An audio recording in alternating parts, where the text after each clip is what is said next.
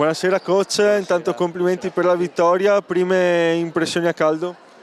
Siamo state un po' disattente questa sera in varie situazioni, soprattutto difensive, e non siamo riusciti a portare in campo esattamente quello che abbiamo preparato.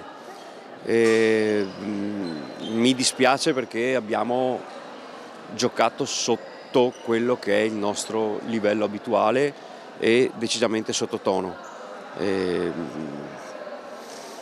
Abbiamo approfittato del fatto che Istrana non era al completo, per cui siamo comunque riusciti a venire fuori alla distanza, perché obiettivamente con le rotazioni ridotte che avevano oggi e le rotazioni che ho a disposizione io siamo arrivati alla fine che eravamo più lucidi e con più fiato.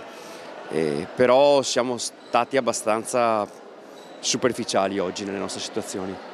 E allora, nonostante la corsa comunque attualmente solitaria, quali sono gli aspetti in cui può e deve anche migliorare la sua squadra? La mia squadra deve migliorare sicuramente, se vogliamo provare a raggiungere l'obiettivo che ci siamo prefissati. Dobbiamo sicuramente lavorare con maggiore attenzione, con maggiore concentrazione e con maggior convinzione, soprattutto dal punto di vista difensivo, come dicevo prima.